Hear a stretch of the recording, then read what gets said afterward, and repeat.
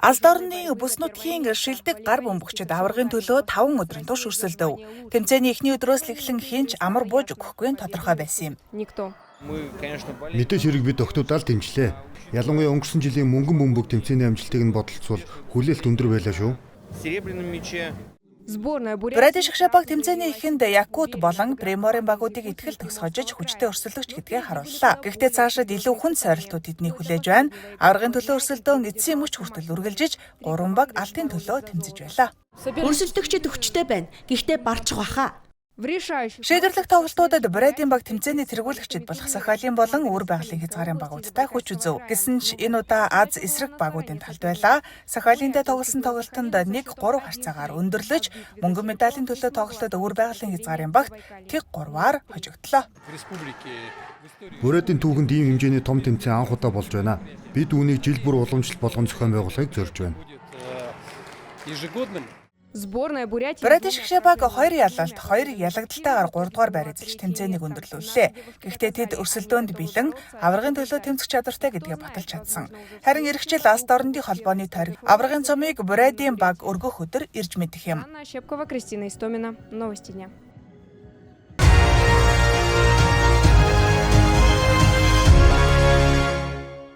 Фантази тэмцээнд залуу өсчид ур чадвараа сарлоо. Мэргэжлийн ур чадварын фантази тэмцээнд 9 залуу өсч оролцож байна. Тэдэнд нэгэн амаргүй даалгавар ноогдсон нь 1 цаг 30 минутын дотор гоёмсог мэргэжлийн түвшний үс засал хийх шаардлагатай гэжээ. Миний хийж байгаа үс засалд романтик хэв маягтай юм. Үүнд буржгар долгоо, 2 сүүлэн засалд орсон бөгөөд үр дүнд нь сарнаа болон зүрхэн хэлбэрийн загвар гарч байна.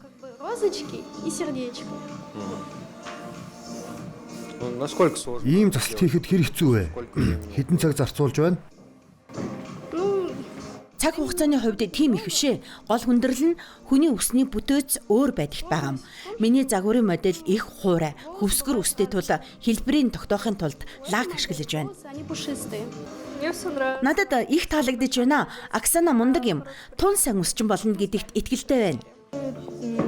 Би 3 том шүлжээс хийж байна. Энэ нь ард түмний Эв соёлын хэв маягтай бөгөөд бага хугацаанд ойролцоогоор 1 цаг зарцуулсан засалтаа. Залуу маструудын ажлыг шүүгчдийн баг хянаж үнэлж байна.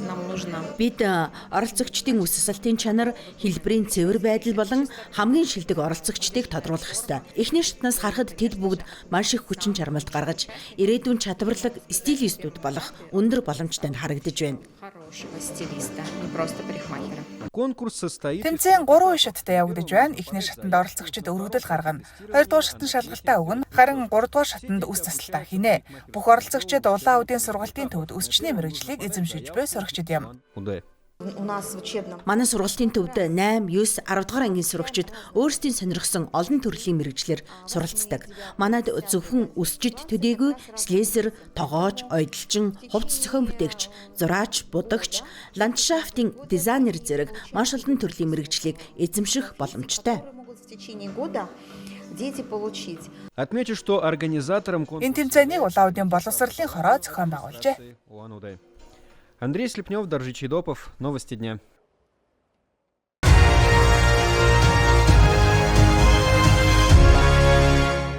Ольга Эрхүү хотын алдартай малгай урлагч Ирина Шточек Баронскаягийн намтрыг сайн мэднэ.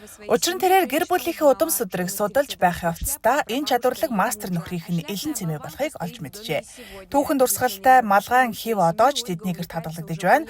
Ольга 15 жилийн турш удам судраа судалж байгаа бөгөөд 2 ч ном бичжээ. Нэг нь нөхрийнхөө удам ухсааны тухай, нөгөө нь өөрийнхөө өвөг дээдсийн талаар юм байна. Улам урамшин энэ ажлаа зогсоох бодолгүй байгаагаа илэрхийллээ. Ольга не собирается.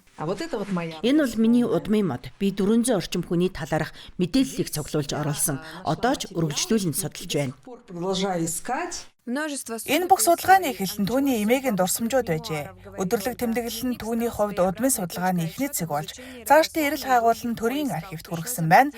Метрийн тохимол буюу төрөлт гэрлэлтийн бүртгэл хөтэлдэг архивыг сурвалж нь маш чухал үүрэг гүйцэтгэжээ. Эдгээр номонд ихэвчлэн төрсэн огноо, хүүхдийн адис хүртсэн өдөр, гэрлэлтийн бүртгэл, нас баралтын огноо зэргийг тэмдэглэсэн байдаг юм. Зарим тохиолдолд нас барсан шалтгааныг ч бичсэн байдаг. Зарим архивын баримт анхны хэлбэрээр хадгалагдаж ирсэн ч сэргээн засварлах шаардлагатай алдартай материалууд ч олон байдаг. Некоторые из них нуждаются в реставрации. Метрийн тохимол маш ойлгомжтой, энгийн бүтцтэй байдаг. Генетикийн судалгааны үндсэн их сурвалж нь чухамдаа эдгээр номнууд юм а. Энэ номыг сэргээн засварласан нь маш цаашаалтай хэрэг. Сейчас изучение Сүүлийн жилүүдэд удам судраа судлах нь улам бүр түгээмэл болж байна. Зарим хүмүүс өөрийн өвөг дээдсийнхээ талаарх мэдээллийг хааж ирэхүүг зорин ирдэг байна.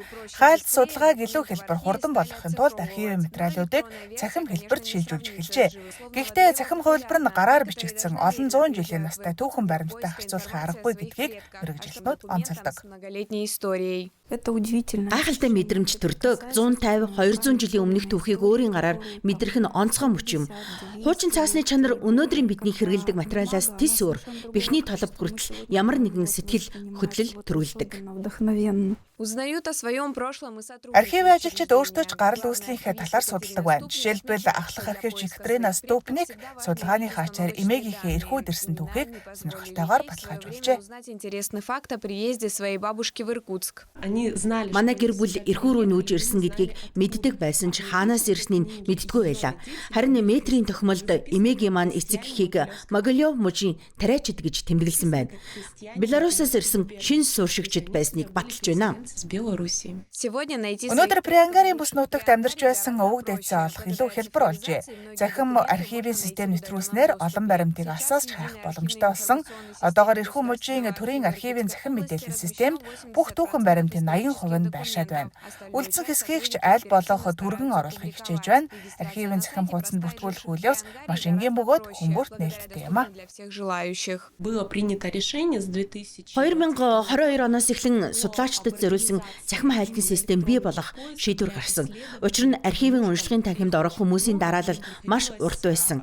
Мөн алслагдсан бүс нутгийн судлаачдад илүү хэлбэр болгохын тулд энэ системийг хөгжүүлсэн юм. именно иногородных исследователей было принято такое решение. Актуальность генеалогических Өнөө үед удмын судалгаа сонирхол татаа зогсохгүй илүү хүртээмжтэй болоод байна. Учир нь Михаил Ломоносовын хэлснээр өөрийн түүхээ мэдэхгүй ард түмэн ирээдүггүй байдаг гэжээ. Түүх бол зөвхөн улсын биш, хувь хүний ч үн төв юм. для программы новости.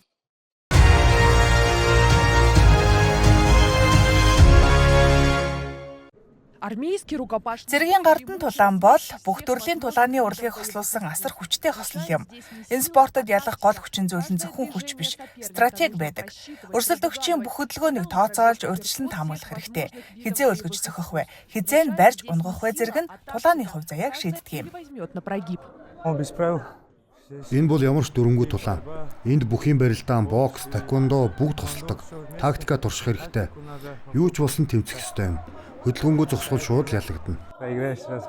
Тэмцээний шувтаргад хүрэх хүч тэсвэр төвчээр хүн бүрт байдаггүй. Гэхдээ цэрэг хүний сэтгэлийн хат нь өөр. Денис Бирийн хожигдсан ч бууж өгөөгүй. Урд нь олон тэмцээн уралдаан бий гэдэгт итгэлтэй байгаа бөгөөд заавал ялна гэдэгтээ бат итгэж байна. Харамсалтай байлгүй яах вэ? Бэлтгэл хийсэн гэхдээ өөрөө анхаарлаа бүрэн төвлөрүүлж чадсангүй. Ялагдaltaд өөрийгөө л буруутгана. Гэхдээ энэ бүхнээс суралцсан бэлтгэлээ улам сайжруулна, ийм зүйл дахиж давтагдах ёсгүй.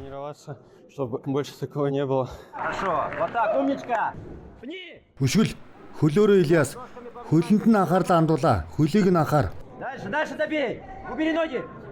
Тамирчтай чадлаараа дэмжин орилж буй дасгалжуулагчдын дуу суудлаас тасралтгүй дуултана.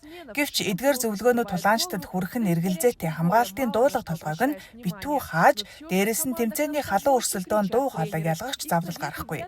Гэхдээ дасгалжуулагчийн заавар үнэгүй хос үг биш ээ. Бэлтгэлийн үеэр тамирчид багшийнхаа дууг сонсоод түүний зааврыг биелүүлэх ёстойг сурдаг. Ингэснээр тулааны үеэр сэтгэл зүйд нөлөөлнө. Тулаан дасгалжуулагчийн тушаал сонсогдвол тэр даруй хийх ёстой гэсэн рефлекс суусан байдаг юм. Ялахын тулд ядрах, тамир барагдах зэрэг нь хамаагүй. Цаашаа л үргэлжлүүлчих ёстой юм. Даже через усталость и через не хочу. Тэмцээнд Оросын өнцөг булан бүрээс ирсэн 120 гаруй тамирчин өрсөлдөж байна. Орос улбаны улсын зэвсэгт хүчний төрөл бүрийн 12 баг шилдэгийн төлөө тулдаж байгаа бөгөөд тэмцээнийг Мянмарын төлөөлөгчид анхааралтай ажиглаж байна. Тэд тэмцээний хүндэд зочид юм. Манай гадаад найзууд биднийг дэмжиж энэ спортыг хажуунаас нь харах гэж ирлээ. Мянмарт өөрийн уламжлалт тулааны урлагууд байдаг ч цэргийн гардан тулаан байхгүй. Тиймээс тэд энэ спортыг өөрийн улсад хөгжүүлэх сонирхолтой байна. Манай холбоо Оросын холбооны улсад хамгийн шилдэг сургууль гэдгээрээ алдартай. Бид Оросын авраг, зэвсэг түвшний аврагуудтай баг тул Монголын багууд ч бидэнд хүндэтгэлтэй ханддаг. Могу сказать, на хорошем счету. Мегаполис спорт ордонд маргааш тэмцээний шувтаргын тулаанууд болно. Чита хотын оршин суугчид өөрсдийн багаа дэмжих боломжтой. Шилдэгүүдийн хэн нь аврагын бүсийг авахыг хамтдаа харцгаая.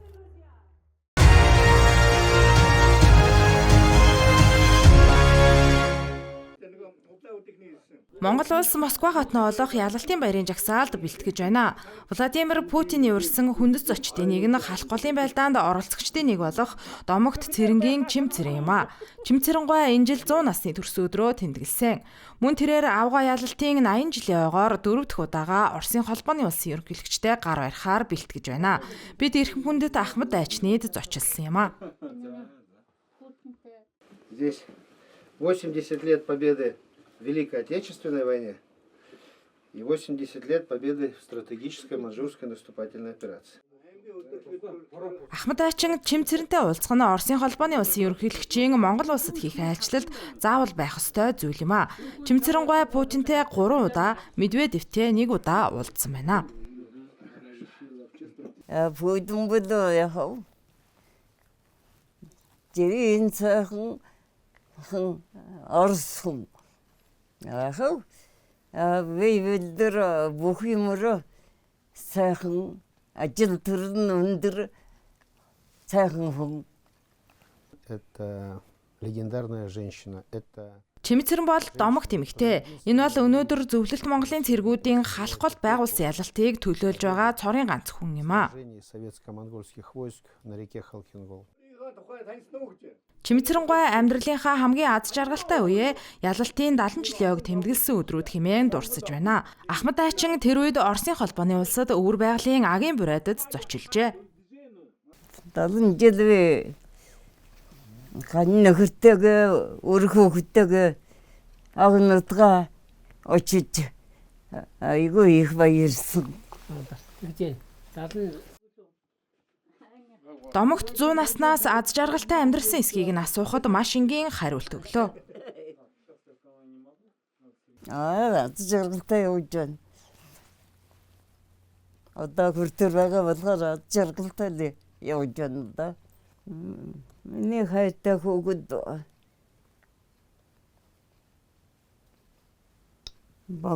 бамбартай. Монголын хамгийн алдартай эмэгтэй 30 охиноо сургуульд орохыг нь харахыг хүсдэг. Түүний насалсан энэ өндөр насанд дахин 5 жил амьдрах нь урт хугацаа юм хэмээн тэрээр ярьж байлаа.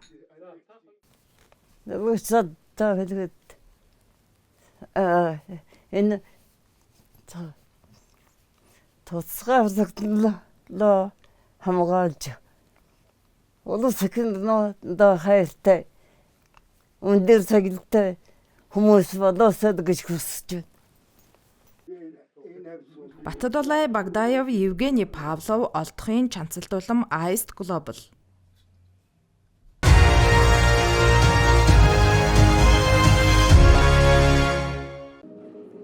Энэ жил авгаа эх орны дайны ялалтын 80 жилийн ойг Орос Монгол хоёр улс өргөн дэлгэр тэмдэглэл өнгөрүүлж байна.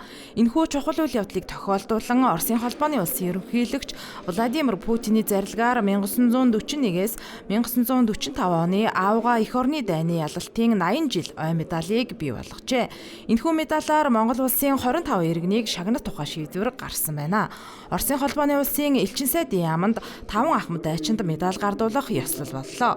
Харамсалтай нь 25 хүний зарим нь бурхан болсон, амьд амьд байгаа зарим нь хөдөө орон нутагт амьдарч байгаа тул элчин сайдын яамны ажилтнууд гэрт нь очиж медалийг нь гардуулах юм байна. Президентом Российской Федерации принято решение о награждении. Оросын холбооны улсын ерөнхийлөгчийн шийдвэрээр авгаа эх орны дайн болон бусад дайнд оролцсон Ахмад Дайчдыг авгаа эх орны дайны ялалтын 80 жил медалаар шагнаж байна. Өнөөдөр элчин сайдын яамд ирсэн 5 хүнд медалийг нь гардуулснаар энэ арга хэмжээ эхэлж байна. Үлдсэн Ахмад Дайчдад бид Монгол улсын зэвсэгт хүчний ахмадын зөвлөлтөй хамтран аймаг сумдаар явж медалийг нь гардуулна. Ездить по аймакам, по самонам и вручать им эти награды. Аавга эх орны дайны ялалтын 80 жил медалагаар давсан 5 ахмад дайчин 100 наст авсан 4 нь чөлөөлөх танд оролцсон Намсрайн, Пүрв Жалб, Ундрахын Дорж Палам, Гомсүрэнгийн Шагдар, Дорилог Жавын Санжид Нарвал, нэг ахмад дайчин нь халах голын дайны үед фронтод сувилагчаар ажиллаж байсан Цэрэнгийн Чимцэрэн гуймаа. 80 жилийн тэртээ зөвлөлтийн дайчдтай мөр зэрэгцэн дайтаж эх орныхоо төлөө хариуцсан үүрэгтэй үнэнч байсан тэдэнд гардуулсан ой медаль нь хойч үеийнхнээс илэрхийлж байгаа талархал тэдний ажил үйлс мөнх оршихын бэлэг тэмдэг юм а. 1944 онд Сахман аймгийн Сонгон сумаас цэрэг татагдаж 1945 оны чөлөөлөх дайнд оролцсон юм а. Энэ дайнд өөрийнхөө үүргийг цэргийн чухал фронтын баруун талд цэргийн баруун хязгаарыг хамгаалж тодорхой үүрэг надад тавьж тэр хамгаалах цэргийн өгсөн үүргийг амжилттай болж харин өөрийнхөө тэр үүргийн амжилттай болж дайнд алдагдчихгүйгээр үлдэж өөрийнхөө үүргийг нэр төртөвлөд дайны ялтыг авчрахад цах хойномор оруулсан. 45 онд хэдийн зэргийн 2 дугаар даммуудын 12 дугаар атлетад тэргийн хатаа атлеттай таньдсан атлет тасгийн дарга. Оросын холбооны улсаас Монгол улсад суугаа онц бөгөөд бүрэн эрхт элчин сайд Алексей Евсиков 80 жилийн тэртээ зөвлөлтийн дайчдтай мөр зэрэгцэн дайтаж зөвлөлт социалист бүгд найрамдах холбоот улс бүгд найрамдах Монгол ард улс болоод дэлхийг фашизмаас хамгаалан бат зогссон Монголын ахмад дайчдын гавьяаг үеийн үед мөнхжүүлэхээ онцолж байсан юм а. Олдохын чанцалт улам Евгений Павлов, Аист Глобал.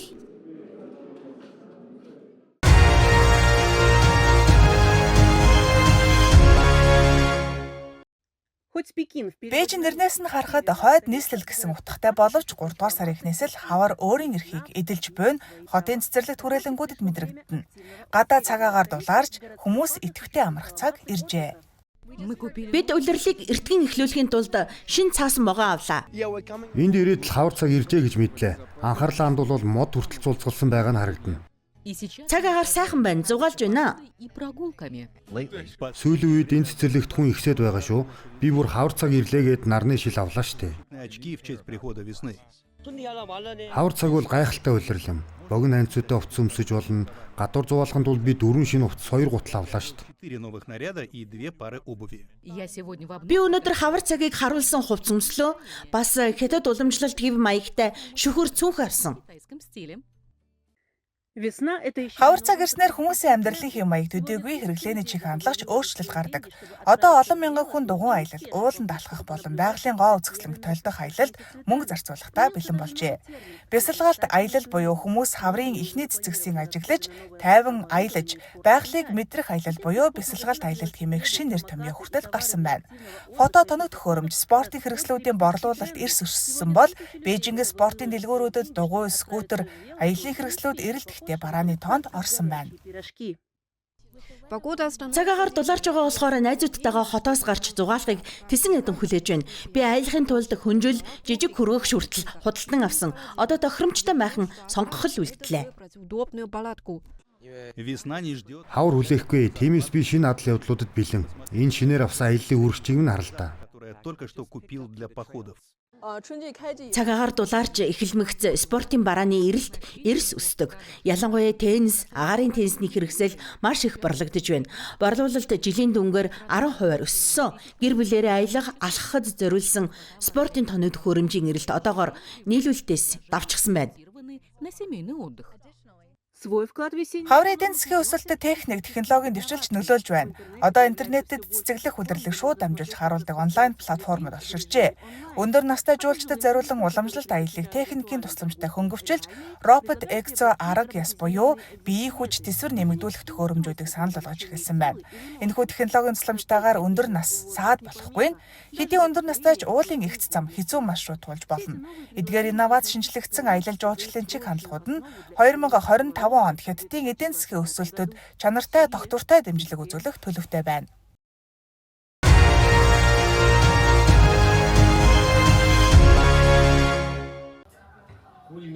Бээжингийн хүүхдийн эмнэлэг өвчний онцлогоо эмчилгээнд туслах хиймэл оюун ухааны онцгой загвар боловсруулжээ. Өвчтөн зөвлөгөө өгөхөөс өмнө эмнэлгийн өгөгдлийг системд оруулж, тусгай алгоритмуудаар боловсруулан хиймэл ухаан онош болон эмчилгээний аргыг санал болгодог байна. Энэ нь мэргэжлийн эмчийн үзлэг онцлогооны нэмэлт тусламж болж, оншийн найдвартай байдлыг нэмэгдүүлдэг.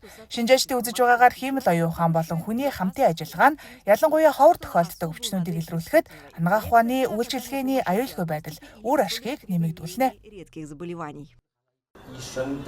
Алслагдсан бүс нутагт хүүхдийн эмчийн хомсдол хүчтэй мэдрэгдээг. Хиймэл оюун ухаан энэ асуудлыг шийдвэрлэхэд тусалж байна. Бидний зорилго бол 1 сая гаруй хиймэл оюун ухаанд суурилсан эмч роботуудыг ашиглалтад оруулж, хүн бүр цаг алдалгүй эмнэлгийн үйлчилгээ үзүүлэх боломжийг бүрдүүлэх явдал юм а. Хүүхдийн анагаах ухаан бол хамгийн төвөгтэй салбарын нэг юм. Учир нь хүүхдүүд өвчин шалтгаанаа үргэлж тодорхой илэрхийлж чаддаггүй. Хиймэл оюун ухааны алгоритмууд нь асар их хэмжээний дата дээр суурилан залуу эмчнэрт оншилгоо мэдээлэл боловсруулах ажлыг хурцсахад тусалдаг. Хиймэл оюун ухааны хэрэглээ зөвхөн хүүхдийн эмнэлгүүдээр хязгаарлагдахгүй. Сүүлийн жилүүдэд сэтгэл зүйн эмчилгээний салбарт ч нэвтэж эхэлжээ.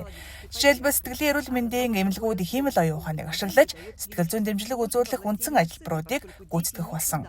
Мөн илүү нарийн төвөгтэй хиймэл оюуны загварууд нь сэтгэл зүйчдэд шинэ төрлийн эмчилгээний арга хэрэгсэл болж байна. Бидний ажилд нэн чухал зүйл бол өвчтөнтэй итгэлцлийн харилцаа тогтоох явдал юм. Хиймэл оюун ухаан эмчилгээнд шууд ашиглагддаггүй. Харин тусгай дасгалуудын үеэр нэмэлт хэрэгсэл болдог. Өнөөдөр зарим өвчтөнгүүд бодит хүнтэй ажиллахаас илүүтэй роботтой харилцахыг илүүд үзэх болсон. Сэтгэл зүйн байдал тогтмол өөрчлөгддөг учраас эмч хүн орлуулагшгүй хэвээр байна.